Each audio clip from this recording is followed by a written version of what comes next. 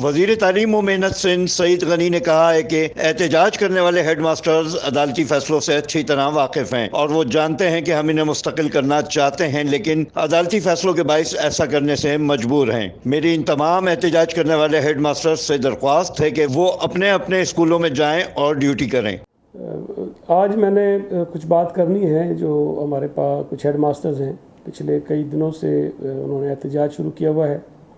पहले press club पे थे, फिर सिंध असम्बली के पास चले गए, अब कुछ लोग जो हैं वो PIDC पे बैठे हैं। मैं इस मसले पे थोड़ी सी वजाहत करना चाहता हूँ कि इन तमाम हेड मास्टर्स को 2017 में IBA सक्खर के ज़रिए अपॉइंट किया गया और मेरी राय में ये अच्छे हेड मास्टर्स हैं।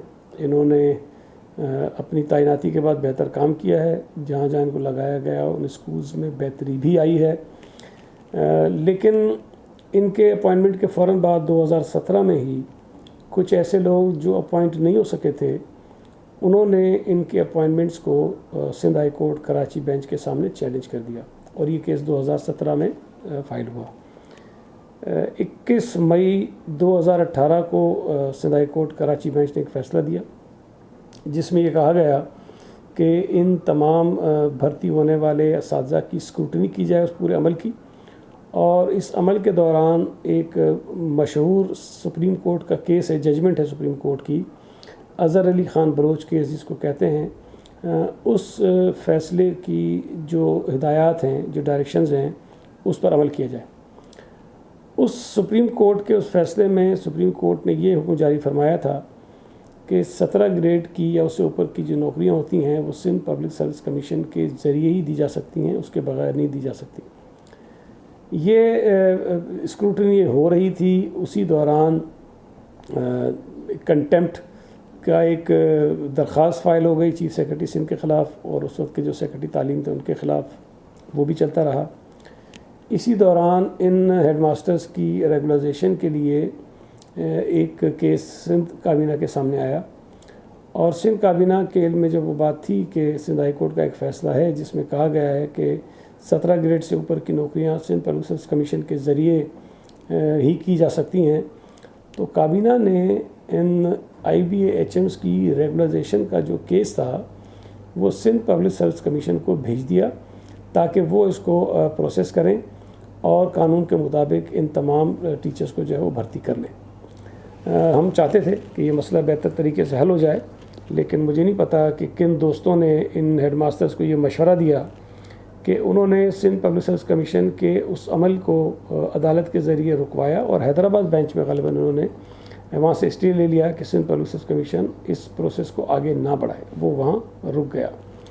मीनवाइल कराची में जो केस चलता रहा उसमें मुख्तलिफ हेयरिंग्स होती रहीं और वहाँ से ये हुक्म आया कि इन तमाम जो हेड मास्टर्स हैं इनको नौकरियों से निकाल दिया जाए और जो सीटें हैं हेड मास्टर्स की जो तकरीबन 1500 के लगभग हैं, वैकेंट पोजीशंस हैं जहाँ डायरेक्टली 17 ग्रेड में हेड मास्टर्स को अपॉइंट होना है, उनको कानून के मुताबिक सिंध पब्लिक सर्विस कमीशन के ज़रिए फिलअप कर दिया जाए। हमने सिंध हाई कोर्ट के हुक्म के मुताबिक पब्लिक सर्विस कमीशन को ये दरख्वास्त की कि 1500 जो सीटें हैं उसको फिल करने के लिए आप अपना प्रोसेस शुरू करें, और सिंध हाई कोर्ट ने यह भी हुक्म किया था कि ये 2 महीने के अंदर अंदर होना चाहिए।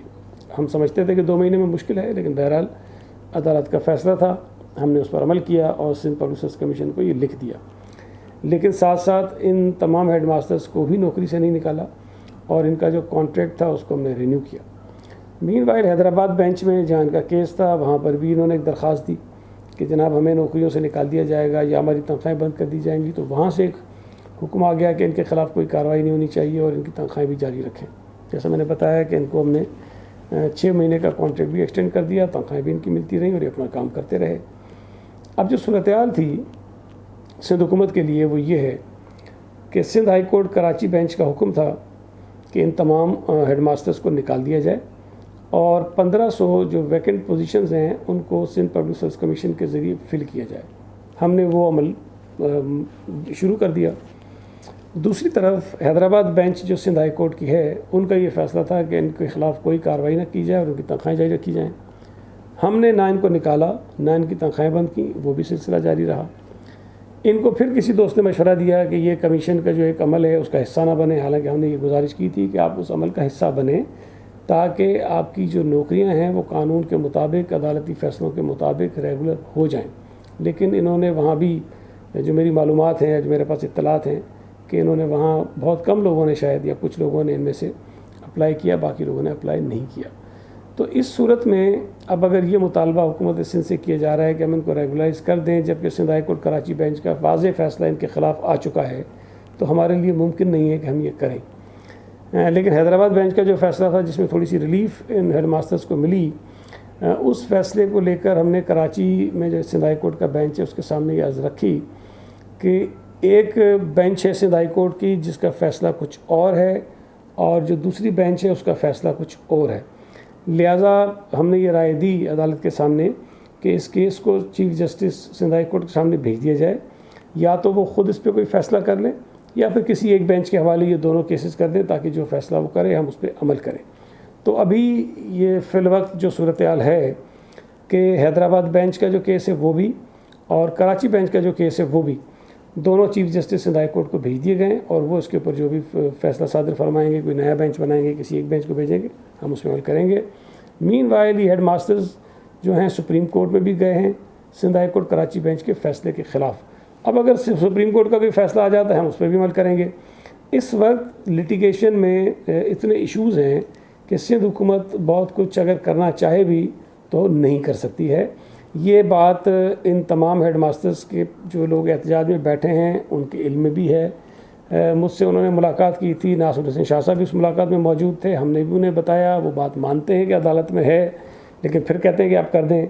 अब मुझे नहीं समझ आती कि हुकूमत के पास क्या रास्ता है कि हम वो रास्ता अख्तियार करें, उनको रेगुलाइज़ करें। मैं ये बात बार बार कह चुका हूँ कि बराए मेहरबानी, आप अच्छे हेड मास्टर्स हैं, आप पिछले कोई 1 महीने से अपने स्कूलों में नहीं जा रहे हैं, आपके स्कूल्स में जो निज़ाम तालीम है वो मुतासिर हो रहा है, स्कूल खुले हुए हैं, बराए मेहरबानी जाएँ, आप अपने स्कूलों में बच्चों को पढ़ाएँ। आपने सुप्रीम कोर्ट में अपील की हुई है उसको परसू करें, सिंध हाई कोर्ट में आप हैं, आप उसको परसू करें। सिंध हुकूमत का जो मौक़िफ़ है हम वो अदालत के सामने रखेंगे।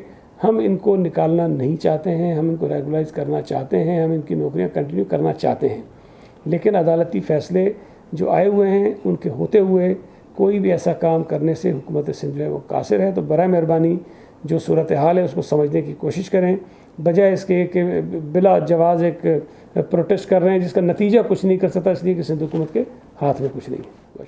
उन्होंने कहा कि अगर मौजूद अदालत ये फैसला दे कि इन तमाम को सिंध पब्लिक सर्विस कमीशन के बगैर मुस्तकिल किया जाए तो हम 1 मिनट भी नहीं लगाएंगे और इनको मुस्तकिल कर देंगे। Afzal Khan, C110 news, Karachi.